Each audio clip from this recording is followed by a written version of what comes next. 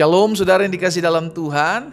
Kembali lagi saya menyapa setiap umat Tuhan dimanapun Bapak Ibu Saudara berada melalui program Bible and Coffee. Saudara yang dikasih dalam Tuhan, saya rindu melalui program ini ada banyak umat Tuhan terberkati, ada banyak umat Tuhan turut dikuatkan, dan banyak umat Tuhan bisa bangkit menghadapi apapun. Kita perlu firman Tuhan setiap hari, kita perlu firman Tuhan untuk menuntun dan mengarahkan kehidupan setiap kita. Karena itu mari sama-sama kita mau siapkan hati kita untuk kembali merenungkan firman Tuhan. Kita berdoa.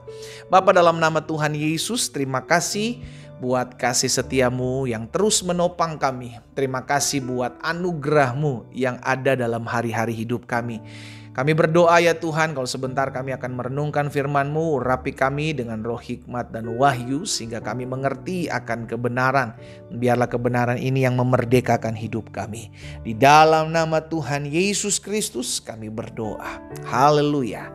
Amin. Amin. Puji Tuhan. Nah, saudara yang dikasih dalam Tuhan, di dalam Roma pasalnya yang ke-10 ayat 14 dan ayat 15. Roma pasal 10 ayat 14 dan 15. Paulus katakan seperti ini kepada jemaat di Roma.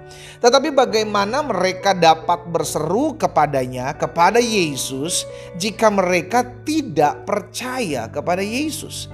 Bagaimana mereka dapat percaya kepada Yesus jika mereka tidak pernah mendengar tentang Yesus? Bagaimana mereka mendengar tentang Yesus jika tidak ada yang memberitakan Yesus? Dan bagaimana mereka dapat memberitakan Yesus jika mereka tidak diutus? Seperti ada tertulis betapa indahnya kedatangan mereka yang membawa kabar baik. Saudara yang dikasih dalam Tuhan, hari ini kita diingatkan satu kebenaran firman Tuhan bahwa kita adalah perpanjangan tangan Tuhan. Ada satu mandat, ada satu perintah yang Tuhan Yesus perintahkan buat setiap kita ketika sebelumnya dia akan terangkat ke sorga. Pergi dan jadikanlah semua bangsa muridku. Saudara yang dikasih dalam Tuhan, ini adalah tugas. Sama-sama bilang sama saya, memberitakan kabar baik adalah tugas saya.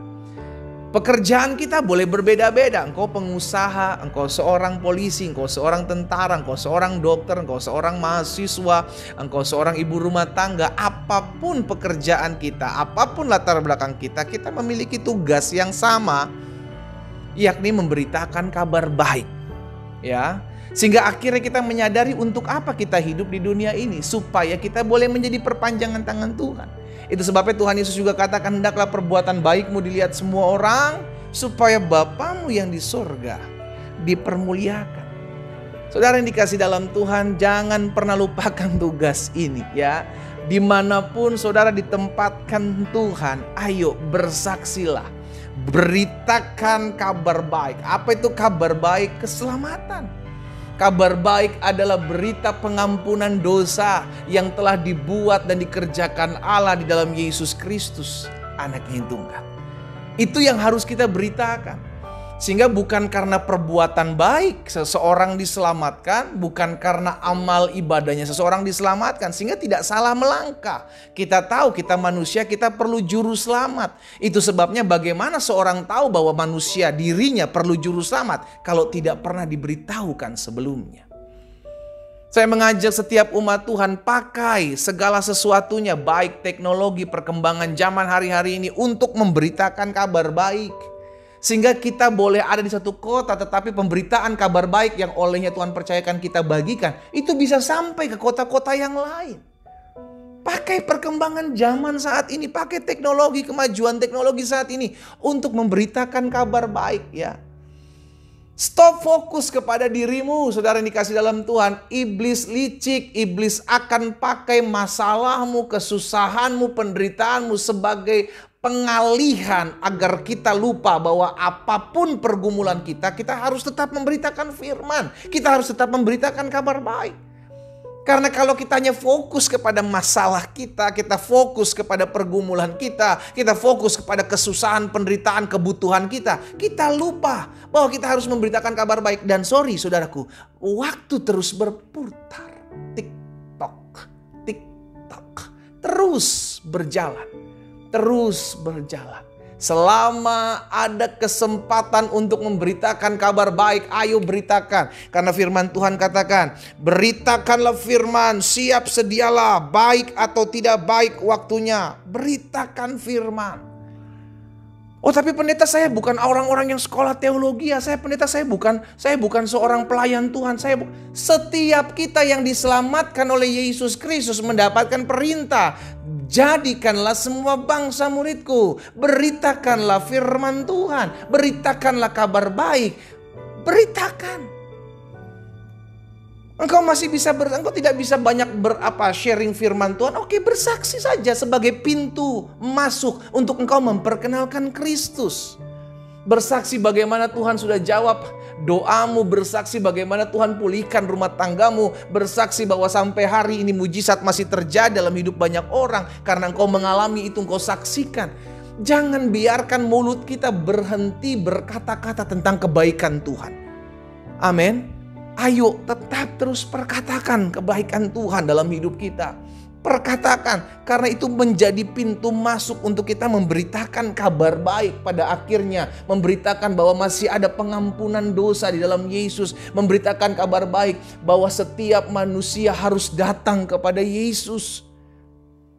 Saya berdoa sehingga setiap umat Tuhan yang hari ini mendengarkan renungan saat ini, di dalam nama Yesus, mulutnya dipakai Tuhan untuk memberitakan kabar baik dalam nama Yesus.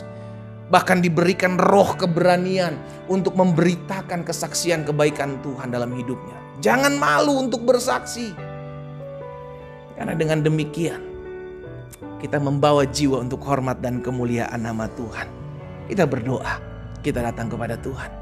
Bapa, dalam nama Yesus, sampai sejauh mana firman-Mu ini dikumandangkan, hamba berdoa setiap telinga yang mendengar, di dalam nama Yesus diberikan hati yang berkobar-kobar untuk memberitakan kabar baik kepada orang-orang di sekeliling kami.